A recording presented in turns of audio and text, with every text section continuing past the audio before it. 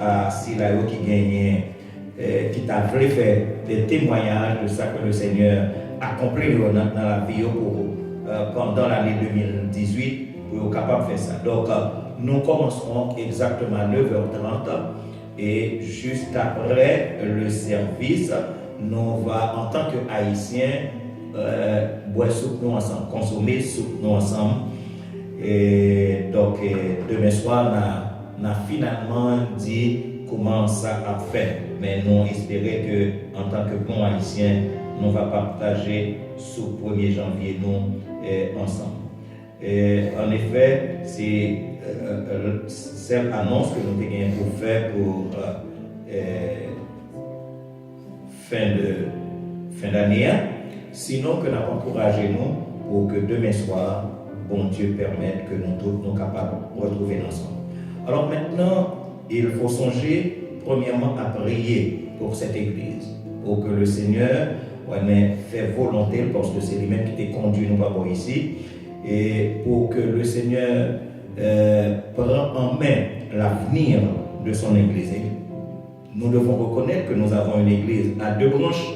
On a une branche à Long Island et une branche qui a bouclé, et que c'est avec beaucoup de difficultés pour eux on peut rejoindre nous. Mais le Seigneur, il va plan, on est pour son église, donc on a prié pour que le Seigneur lui-même agisse à la faveur de ses enfants. Et prier pour continuer, comme vient de le faire notre bien-aimé frère James, continuer à prier pour ce pays. Car nous sommes en 2018 et nous avons senti que 2019 est capable très difficile. Donc prier pour que le Seigneur fasse lui-même sa volonté et surtout à la faveur de ses enfants. Prier pour Haïti qui est toujours dans l'impasse, environ plus de 30 ans. Donc seul le Seigneur connaît qui ça l'a fait. Et donc, mais priez aussi pour vous-même. Priez pour votre âme, pour que le Seigneur permette que dans tout tumulte, nous préparer notre éternité. Que le Seigneur vous bénisse et qu'il vous garde. Bon dimanche. Et maintenant, pour recueillir les offrandes, le musicien pourra jouer un morceau de son choix, tandis que les personnes préposées à cet effet passeront les corbeilles.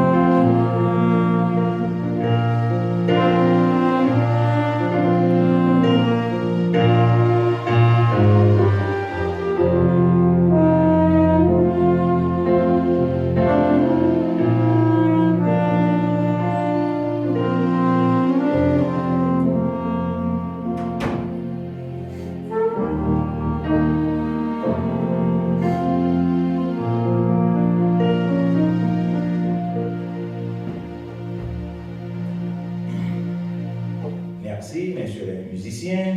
Merci, le saxophoniste. l'organiste.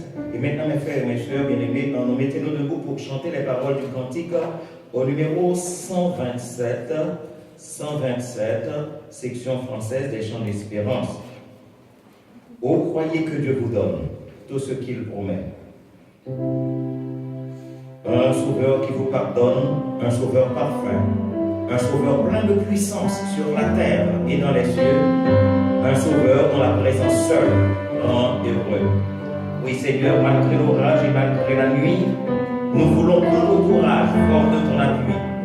Et joyeux, plein d'assurance, nous avancer vers le ciel en saluant à l'avance le jour éternel. Oh, croyez que Dieu vous donne tout ce qu'il promet. Un sauveur qui vous pardonne, un sauveur parfait, un sauveur plein de puissance sur la terre et dans les cieux. Un sauveur dont la présence seule rend heureux.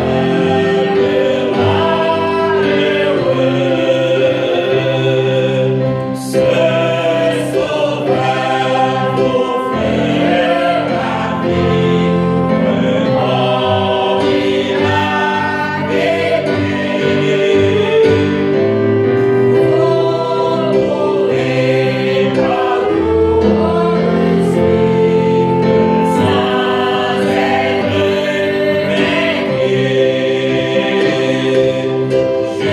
jusqu'au bout dans la vérité. Sans vous protégera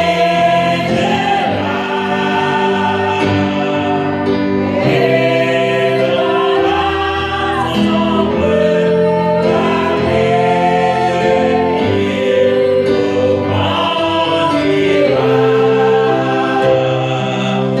Oh Jésus, dis-le à toi-même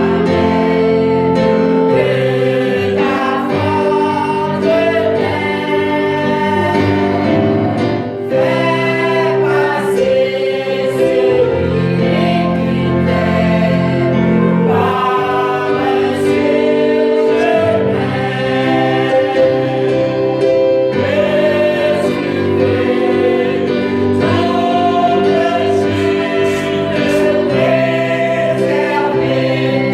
ton verre profond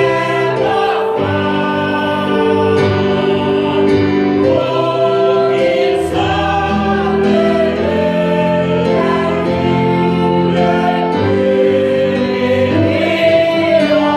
qu'il sonne la Bible et oui, Seigneur,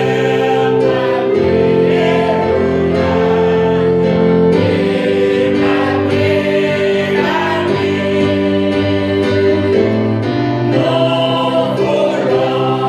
ma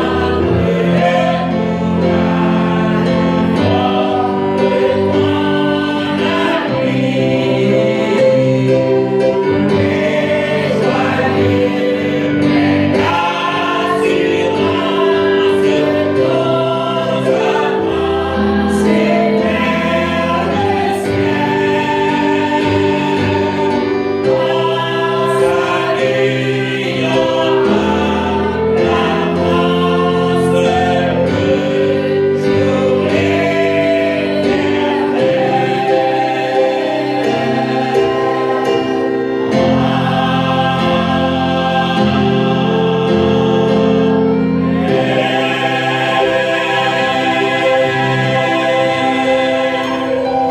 Vous pouvez vous asseoir.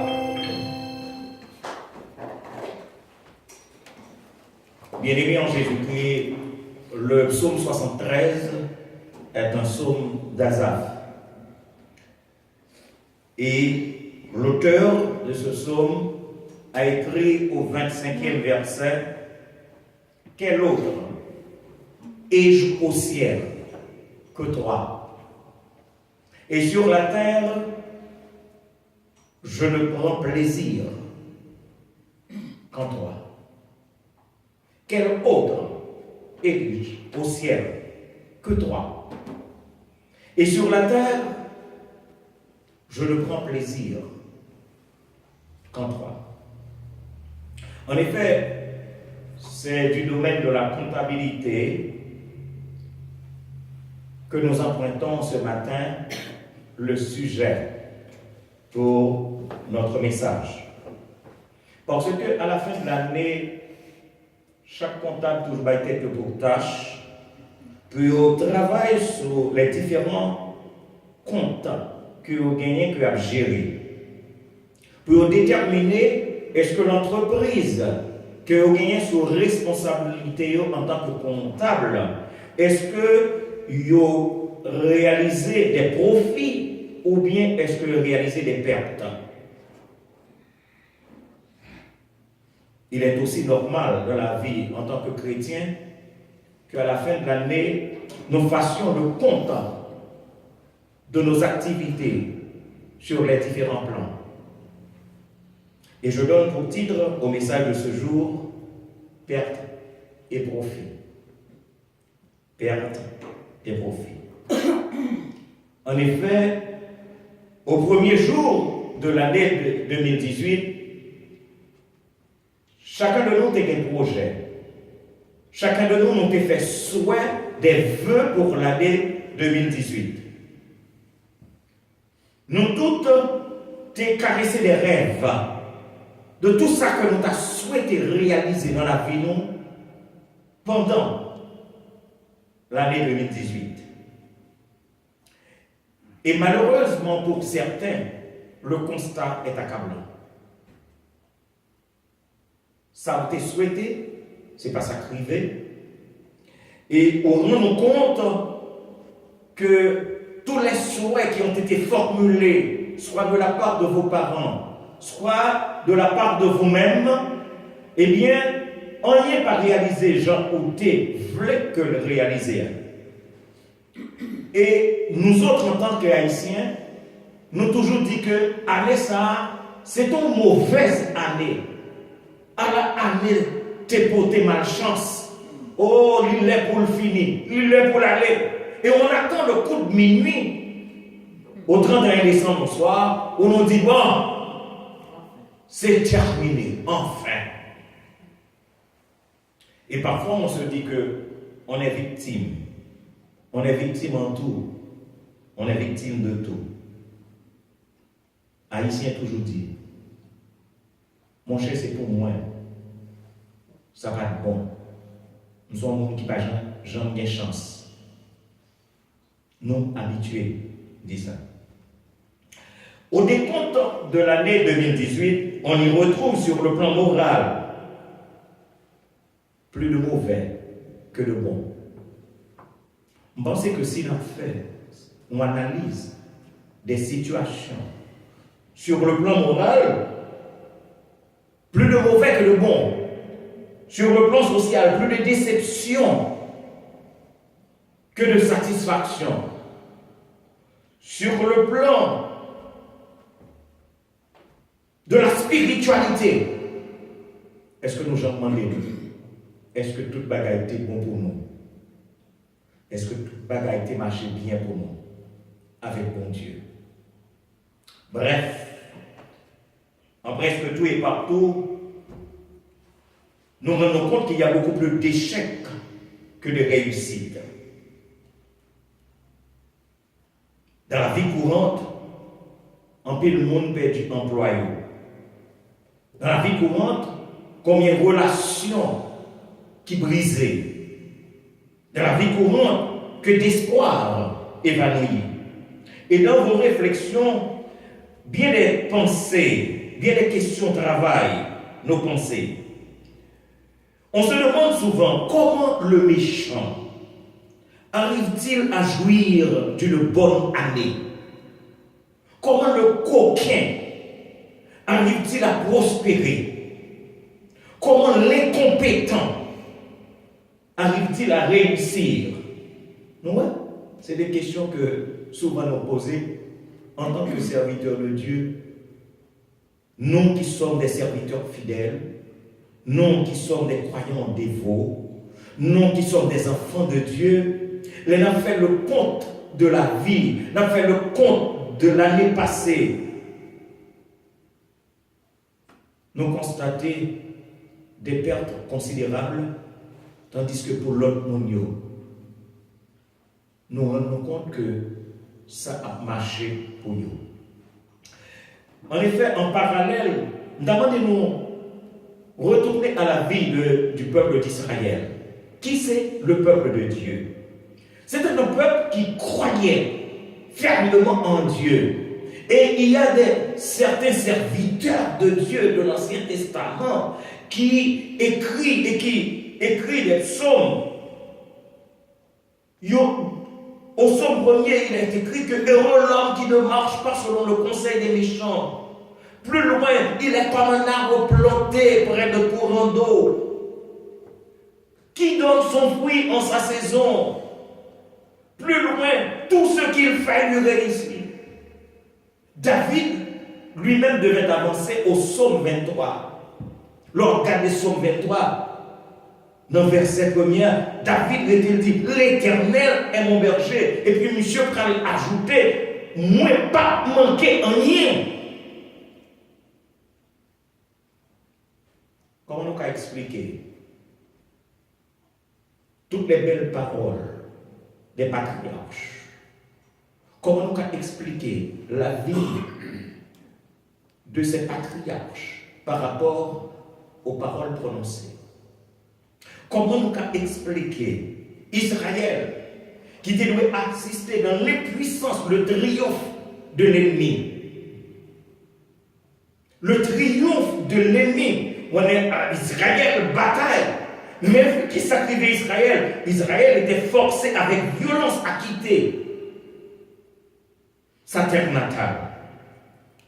Israël était déporté, asservi sur une terre étrangère.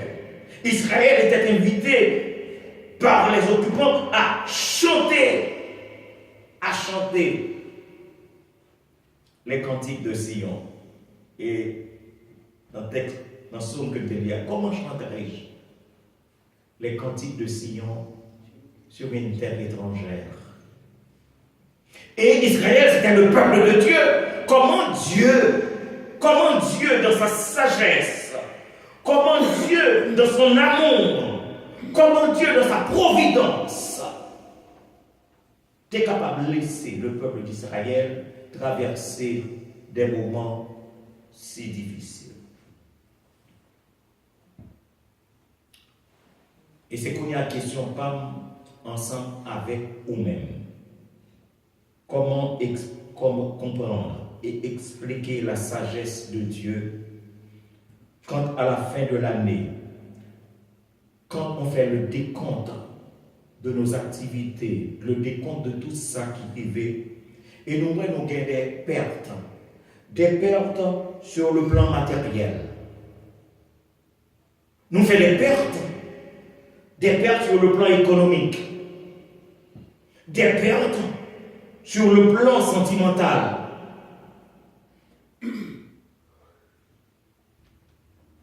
Il a posé, mon Dieu, question. Pour qui ça? C'est comme ça passé. Je me souviens, et je posais cette question à Dieu. Puisque je suis né d'une famille chrétienne. Et j'ai fait des années à la première église baptiste de Port-au-Prince. Et quand je suis rentré ici aux États-Unis, j'ai été à Brooklyn et donné mes services à l'église baptiste du Rédempteur. Et le Seigneur m'a conduit à Long Island, où j'ai dirigé pendant 7 ans une église, et enfin pour devenir SPF, sans église fixe. Donc cela veut dire que sur le plan évangélique, on peut même passer une tranche de sa vie dans des difficultés et même arriver à poser à Dieu des questions. Et pourquoi ceci? Pourquoi cela, Seigneur? Dieu, dans sa providence, dans sa sagesse, est-ce que c'est comprendre n'est pas comprendre moins? Est-ce que c'est comprendre n'est pas comprendre? Pour que, au dernier dimanche de l'année, regardez, quand vous faites le décompte de votre vie, le décompte de vos activités, tant sur le plan économique, le plan social, le plan matériel, le plan spirituel, vous voyez des pertes.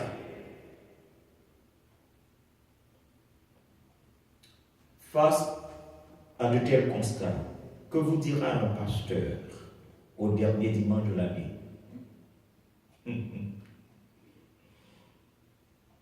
Face à de tels constats, que vous dira un pasteur au dernier dimanche de l'année, une année dure, une année difficile? Eh bien, le pasteur vous dira, maintenant, jetez vos regards à l'actif de votre compte. Parce que, pour qui ça, demandez-nous, jeter un regard à l'actif de votre compte? Parce que nous regardons toujours au passif. Nous toujours ça pas bon yo. Nous toujours ça nous qui fait nous mal. Nous toujours porter les yeux nous vers situations difficiles nous, sans jamais jeter un regard à l'actif pour contempler les faveurs que nous avons reçues de Dieu. Et c'est pourquoi, cet après-midi, je vous dis, mes frères et mes sœurs bien-aimés, jetez vos regards à l'actif de votre compte. Contemplez vos avoirs. Oui, je dis bien, contemplez vos avoirs, ce que vous avez reçu de Dieu, en termes de grâce, en termes de bienfaits, en termes de faveur. Et analysez tout cela avec leurs portées éternelles. Parce que tout ça nous a considéré, c'est le bagage qui n'est pas qu'à passer. En pile bagage que nous avons beaucoup plus d'importance, c'est le bagage qui a passé. Et nous oublions les choses aux portées éternelles. Et c'est l'une des raisons pour lesquelles l'auteur du psaume 73 nous invite à nous situer au-delà de l'existence terrestre. Il nous invite à le comprendre lui-même, à le suivre. Et parce qu'il devait dire, quel autre ai-je au ciel que toi? Vous voyez? Nous pensons aux choses terrestres, à gagner baguette en bas. Mais lui, il regarde en haut. Je reprends ce que je dis. Nous-mêmes, nous regardons en bas. Nous regardons en bas et nous considérons tout ça qui est sur la terre. Nous considérons toutes les choses passagères. Et l'auteur du psaume 73, lui, il regarde en haut. Tout ce qu'il y a en haut et tout ce qui a une portée éternelle. Et en regardant en haut, il dit quelque chose d'extraordinaire. Que dit-il? Quel autre ai-je au ciel que toi? Et sur la terre, je ne prends plaisir qu'en toi. Il est retourné sur la terre. Au lieu de regarder les choses passagères, les choses éphémères, il déclare, je ne prends plaisir qu'en toi. La première partie de sa phrase, la première partie de la phrase du psalmiste est une question rhétorique, une question de pure forme, qui n'a pas besoin vraiment d'une réponse. Parce que, en posant la question à l'Éternel, parce que c'est à l'Éternel la parler, je dis, quel autre ai-je au ciel que toi? Imaginez-vous que vous étiez à la place de Dieu et que le psalmiste vous interroge et vous pose cette question. et vous êtes Dieu. Nous pensons qui ça, bon Dieu fait?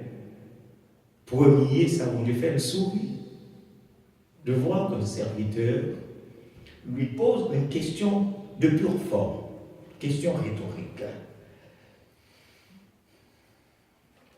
Dieu ne peut que sourire. Mais Dieu, deuxièmement, se réjouit du degré d'élévation, du degré de spiritualité de son serviteur. Tandis que les autres regardent en bas, lui il regarde en haut, et à un degré élevé parce que c'est un autre niveau, le niveau spirituel de ce serviteur de Dieu. Et la deuxième partie de sa phrase est une affirmation digne d'un enfant de Dieu. Et sur la terre, je ne prends plaisir qu'en toi. Quelqu'un d'autre a traduit le verset 25 d'une autre façon. Et c'est façon ça que moi j'aimais.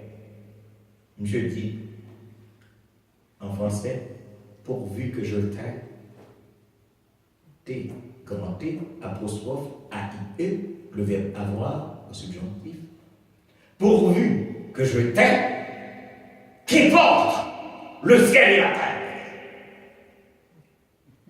En bon créole, il dit, depuis le film, je m'en fous du ciel, je m'en fous de la terre. Ce qui est important pour moi, c'est que nous gagnions au même bon Dieu. Est-ce que nous comprenons le niveau élevé d'un serviteur? Pourvu que je t'aime, que m'importe le ciel et la terre. Et de manière inversée, que m'importe le ciel et la terre, pourvu que je t'aime. Mes frères, mes soeurs bien-aimés, au décompte de l'année et de la vie, je dis bien au décompte, leur faire comptabilité la vie, leur faire comptabilité de l'année passée, 2018, le chrétien devrait s'en ficher. Le chrétien s'en fiche des pertes enregistrées. Oui, oubliez ça. Le chrétien doit oublier tout le bagage. Je ne parle de chrétien, je ne parle de n'importe qui. Je parle de monde qui réellement connaît bon Dieu, monde qui a une relation avec bon Dieu, monde qui connaît qui monde bon Dieu est. Même l'homme perdu me dit mais parce que nous connaissons que bon Dieu n'a pas fait erreur. Bon Dieu n'a pas jamais fait erreur. Bon Dieu n'a pas jamais fait erreur. Parce que nous avons que bon Dieu retire dans le monde, bon Dieu a raison pour le retirer. Nous avons que bon Dieu retire dans la vie, bon Dieu a raison pour le retirer dans la vie. Parfois, crier derrière son perdu. Mais bon Dieu connaît pour qui ça quitter le perdu. Qu'il ne va que ou pas comprendre. Qu'il ne va que ou pas jamais comprendre. Sinon, on va arriver dans le ciel. Bon Dieu va expliquer. Mais pour qui ça me quitter, nous retirons bagage dans la vie. Nous plaignons souvent. Nous plaignons souvent. Parce que nous regardons à tout ce qui est perdu. Mais au regard des autres, nous allons regarder l'autre où il y a un bon point, où est tout le bagage marché pour eux. Et vous dites que rien n'a pas marché pour moi. Et c'est plus.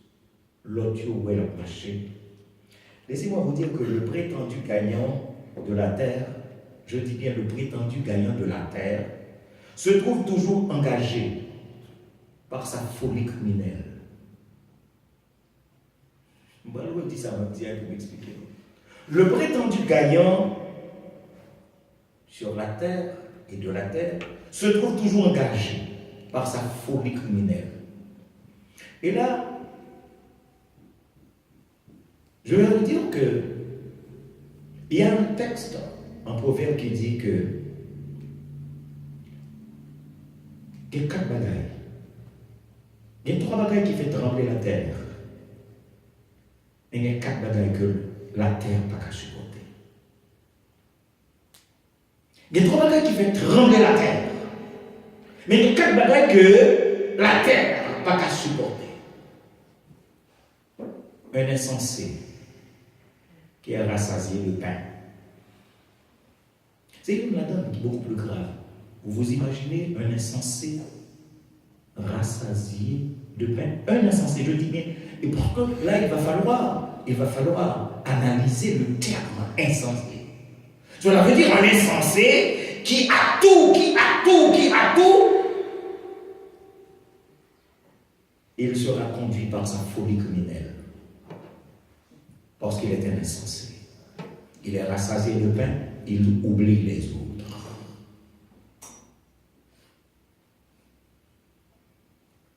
Une servante qui hérite de sa maîtresse. Donc à comprendre, ça c'est une grosse parole qui parle là. C'est une grosse parole qui parle dans le livre des Proverbes. Alors, pour aller beaucoup plus vite, laissez-moi vous dire que l'insensé, il entreprend tout, même sur le chemin de la ruine spirituelle. Margot dit ça me dit, l'insensé, il entreprend tout, même sur le chemin de la ruine spirituelle, même au déclin terrifiant de son âme. Il y a des gens qui ne parlent pas, ah bon Dieu, il n'y a rien pour eux, ça fait la terre, il y a réglé. Même si tu as entré dans l'église, ça fait, il y a réglé. Ils entreprennent tout. Sur le chemin de la ruine spirituelle, ils entreprennent tout, même au déclin de leur âme. Mais au même avec qui c'est enfant de Dieu. Comment est-ce pour nous mettre en tête? S'il vous plaît, prêtez attention. Sur la terre, les mains vides. Nous te vidons. Pas oui? Le n'a pas parti, les mains vides. N'a quitté la terre.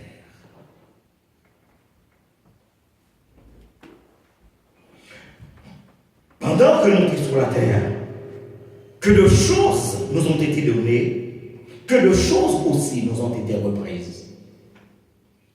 Nous ne pas ça? Est-ce que nous ne nous rendons compte que pendant qu'on vit sur la terre, en pile bagaille passé dans le monde, il y a un certain moment où on vit ceci, mais de si Dieu veut, tout dépenser.